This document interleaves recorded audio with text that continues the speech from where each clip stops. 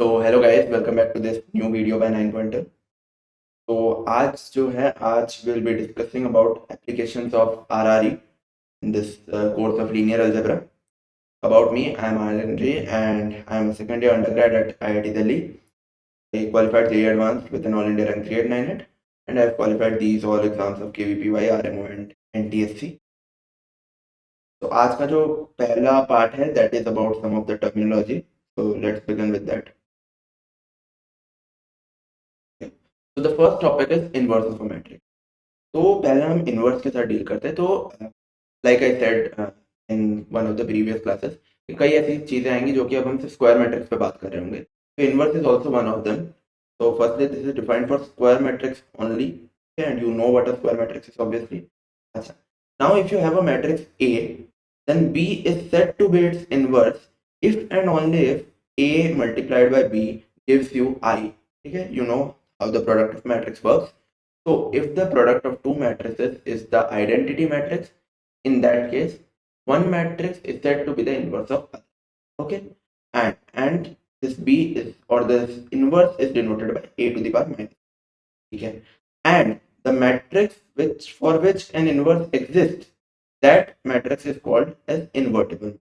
Okay, nice. अच्छा, now we will be looking into some important points. तो पहली चीज जो आपके पास आती है, that is कि if A is rho equivalent to R, R is the RRE matrix rho equivalent to A. ठीक है. So one thing I would like to mention is कि मैं बार बार यहाँ पे ये नहीं बता रहा हूँ कि R क्या होता है. अगर मैं कहीं बाहर लिख रहा हूँ समझ जाना, वो corresponding row equivalent RRE matrix. A अगर रो इक्विवेलेंट है R के, तो अगर डिटर्मिनेंट A नॉन जीरो है तो डिटर्मिनेंट R भी नॉन जीरो. ये कैसे आएगा? Let's see that. R बना है after applying some finitely many EROs on A. ठीक है, here row represents some finitely many EROs. तो कोई एक बार लिखो, दो बार लिखो, फर्क नहीं पड़ता. ठीक है. अच्छा, या फिर मान लो मैं रो n लिख दूं. ठीक है, ओके. नाउ लेट्स सपोज रो क्या क्या हो सकता है आपके पास. रो या तो हो सकता है रो आई रो जे इंटरचेंज, या फिर हो सकता है row I goes to lambda times row I, या फिर हो सकता है row I goes to row I plus mu row J. है ना. अब मान लो मैं ये कह रहा हूँ कि ए से एक रो लगा के बी बनता है. ठीक है, ठीक है. तो जो डिटर्मिनेंट ऑफ बी होगा वो कैसे कैसे वेरी करेगा इन द थ्री केसेस, उसकी चर्चा करें. तो देखो, पहले केस में तो हमने एक रो इंटरचेंज किया है. तो आपने अपनी 12वीं कक्षा में पढ़ा होगा कि भाई अगर एक रो इंटरचेंज करते हैं या फिर एक कॉलम इंटरचेंज करते हैं, कोई भी ऑड नंबर ऑफ इंटरचेंजेस करते हैं, तो जो डिटर्मिनेंट है वो नेगेटिव हो जाता है. ठीक है, नाइस. अच्छा, अगर लेमडा टाइम्स कर दिया मैंने एक रो को, तो वो लेमडा बाहर आ जाएगा, तो जो रिजल्टेंट डिटर्मिनेंट होगा वो भी लेमडा टाइम्स हो जाएगा. ठीक है. अब आर आई का जो यहाँ पे आपका ये कोफिशिएंट है वो 1 ही है. तब आर जे को आप 2 टाइम्स 3 टाइम्स 4 टाइम्स कुछ भी ऐड करो, फर्क नहीं पड़ता है. तो बेसिकली आपका जो इस वाले केस में डिटर्मिनेंट रहेगा वो मॉड ए ही रहेगा.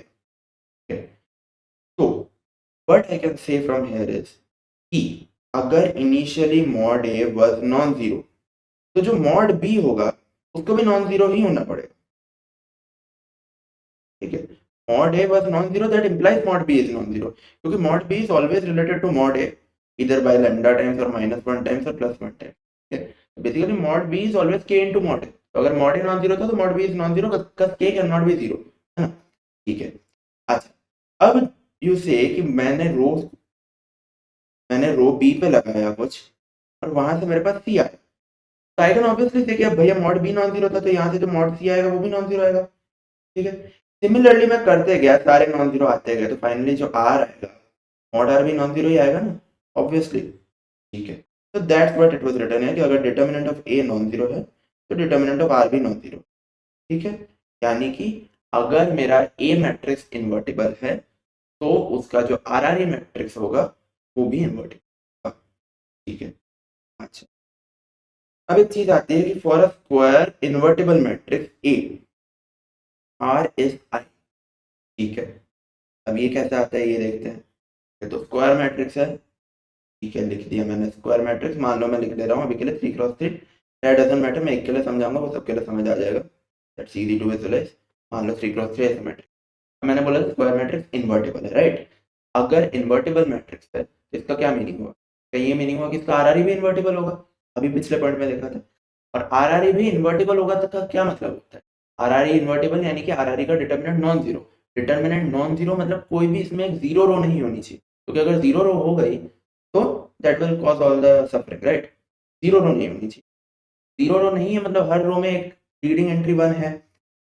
वन यहाँ पे लिखता हूँ तो इसके पुराना वाला वन यहाँ पे होगा as per that descending order वाली चीज, और उसके पुराना वन तो फिर इधर कहीं पे, जो कि पॉसिबल ही नहीं है। तो वन यहाँ पे नहीं होगा भैया, वन यहाँ पे होगा, उसके पुराना वाला वन यहाँ पे होगा, एंड उसके पुराना वाला वन। अब क्योंकि ये वन है तो इस कॉलम में बाकी सब जीरो होना चाहिए। सिमिलरली ये वन है, इस कॉलम में बाकी सब जीरो। सिमिलरली ये वन है तो इस कॉलम में बाकी सब। ये क्या बना आपका? आई बन गया ना, ठीक है। तो by such an easy visualisation you can easily say कि भाई for the square invertible matrix, तो आरआरई मैट्रिक्स उसके रो इक्विवेलेंट होगा, that would be I. Okay, final remark for this thing is if A augmented I is rho equivalent to R augmented B, then B equal to A inverse। ये कैसा आया भैया वो देख। पहली बात तो इसका मीनिंग क्या हो रहा है वही देखते हैं। A augmented I is given to be rho equivalent to R augmented B, ठीक है। तो इसका जो सेंस होता है वो ये होता है, ये चीज इस चीज के इक्विवेलेंट है और ये चीज इस चीज के इक्विवेलेंट है। तो A is rho equivalent to R and I is rho equivalent to B, ठीक है। अब इसको आराम से देखो, ए ऑगमेंटेड आई था, इसमें मैं सब्सिक्वेंटली कुछ कुछ कुछ ई आर ओज लगाते गया, बीच में आपका डंडा लगा हुआ है ऑगमेंटेड मैट्रिक्स। तो जो जो ए पे लगाऊंगा वो बन के आर बन जाएगा, एंड वही वही आई पे लगा रहा हूँ वो बन के बी बन जाएगा। तो for a second let me से कि कुछ मैंने एन रोज एन ई आर ओज लगाए, ठीक है। एन ई आर ओज को मैं मान लो रो से रिप्रेजेंट करूँ, तो row of A equal to R given है मुझे, और row of I equal to B given है मुझे, ठीक है। अच्छा, अब चूंकि ऑलरेडी सीन है कि मैं किसकी बात कर रहा हूँ, B equal to A inverse की बात कर रहा हूँ। B equal to A inverse की बात कर रहा हूँ मैं, तो ऑब्वियसली मैं एक इन्वर्टिबल मैट्रिक्स की बात कर रहा हूँ, ठीक है। इसका मतलब ए इज इन्वर्टिबल, अज्यूमिंग कि ए इज इन्वर्टिबल तभी मैं बी को ए इनवर्स प्रूव कर पाऊंगा, ठीक है। पहली चीज वो, एंड दूसरी चीज I need to assume is A square matrix, obviously क्योंकि इनवर्स एग्जिस्ट करने के लिए स्क्वायर मैट्रिक्स, ठीक है। तो बी एग्जिस्ट करने के लिए मैंने ए को इन्वर्टिबल माना, और ए के खुद के एग्जिस्ट करने के लिए, इनवर्स के खुद के एग्जिस्ट करने के लिए मैंने इसको स्क्वायर मैट्रिक्स, ठीक है। अब जैसे ही ए को मैंने स्क्वायर इन्वर्टिबल मैट्रिक्स बोल दिया, आपके दिमाग में सीधे चमकना चाहिए अभी क्या बोला था, आर, जो कि रो इक्विवेलेंट होगा किसी स्क्वायर इन्वर्टिबल मैट्रिक्स के, that is I. Row of A I आ गया, ठीक है। अब आपको याद आएगा कि मैंने एक जमाने में बताया था आपको, एक ई आर उसके जब प्रॉपर्टी पढ़ रहे थे, कि row of A can be written as row of I multiplied by it is I. फिर आप देखो रो ऑफ आई तो मैंने बी लिखा था, तो बी इंटू ए आई हो गया, तो बी क्या होगा, ए इनवर्स नहीं होगा, है, ठीक है। And with this point two, अच्छा, now we will come to the second topic for today, that is rank of a matrix. तो रैंक ऑफ अ मैट्रिक्स में देखते हैं भैया, for getting rank of a matrix find the R R E equivalent to A, ठीक है, row equivalent to A, and rank is number of non zero rows in that. Basically आपको कुछ नहीं करना, ए मैट्रिक्स के बना उसका आर मैट्रिक्स निकालो, row equivalent R R E matrix निकालो, और उसमें number of non zero rows देख लो, जितने हैं वही आपका आर आर ई हो जाएगा, वही आपका रैंक हो जाएगा, ठीक है। तो मैंने यहाँ पे ऑलरेडी एक एग्जाम्पल लिखा हुआ है, 1 2 3 2 1 4 3 0 5, ये मान लो आपका ए मैट्रिक्स दिया हुआ है। तो इस सब की आर आर ई निकालने की प्रैक्टिस भी हो जाएगी, सो लेट्स सी दैट। तो पहला हमने नॉन जीरो कॉलम देखा, उसमें पहली एंट्री ऑलरेडी 1 है, बाकी को जीरो करने पे ध्यान देना है भैया। इसको 2 टाइम्स R1 से मल्टीप्लाई माइनस कर दो, एंड इसको 3 टाइम्स R1 से माइनस। तो 2 टाइम्स R1 जब इसमें से माइनस करोगे, 0 -3 -2, 3 टाइम्स R1 इसमें से माइनस करोगे तो 0 -6 -4। इसके बाद ये विल नोटिस कि भैया इसको ट्वाइस करोगे तो यही आ रहा है, राइट। तो मैं क्या करता हूँ, मैं करता हूँ रो 3 गोज टू रो 3 माइनस 2 रो 2। ये जैसे ही करोगे ये 0 बन जाएगा, ये ऐसे ही है, ये ऐसे ही है। उसके बाद देखो ये तो 1 बन चुका है, इसको 1 बनाना है, तो क्या करेंगे, डिवाइड बाय -3। जैसे डिवाइड बाय -3 किया, ये 1 बन गया, ये 2/3 बन गया, एंड ये 1 बन चुका है, तो अब इसको 0 बनाना पड़ेगा। तो -2 टाइम्स करोगे तो ये 0 हो जाएगा, में से -4/3 जैसे ही होगा 5/3 बन। अब मुद्दे की बात यह है कि एक 0 रो बन गया, 2 नॉन जीरो रो बचे। The rank turns out to be 2। ठीक है। अच्छा, एक और चीज आपको यहाँ पे जो पता होनी चाहिए वो ये है कि अगर A is row equivalent to B, then rank of A is equal to rank of B। ये कैसे आ रहा है वो देखते हैं, समथिंग रियली इंटरेस्टिंग।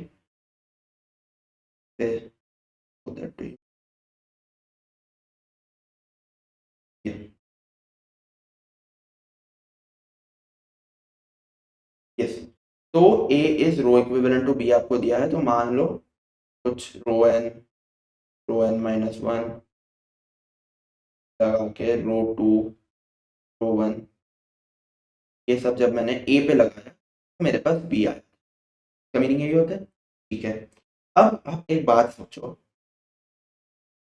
A पे मैंने कुछ रो 1 लगाया, फिर रो 2 लगाया, फिर रो 3 लगाया, ऐसे लगाते गया, लगाते लगाते मेरे पास मान लो B आया। फिर मैं इस पे भी कुछ लगाते गया और लगाते गया, लगाते लगाते फाइनली मेरे पास मैट्रिक्स R आ गया।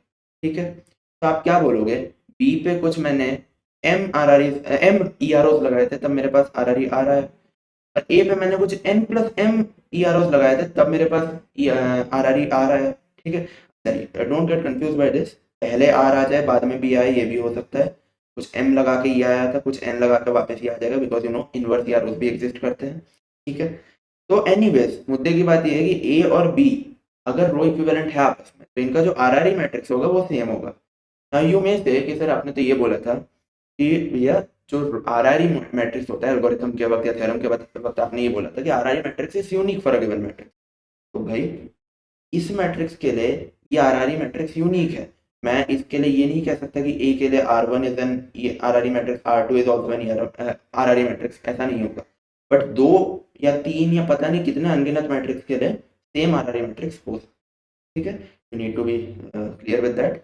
अच्छा, अब since we have known that कि A और B दोनों का जो RRE मैट्रिक्स है वो R सेम ही है, तो अब आपको पता चल ही गया ना कि रैंक कैसे निकालते थे। रैंक निकालने के लिए हम RRE मैट्रिक्स निकाल के number of non zero rows देखते थे, है ना। ये देखो, number of non zero rows in R, जब दोनों का R ही सेम है तो number of non zero rows भी सेम है, that means rank of A is equal to rank of B। या so that's it for today guys.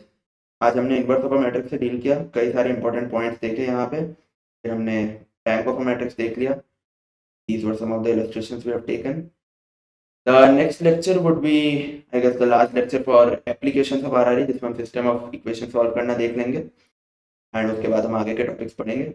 Till then, to know more about 9 pointer, please scan this QR code, and अगर आपको ये video अच्छा लगा please like, comment and share on this video, and you can also subscribe to 9 pointer for more such great content. Thank you so much.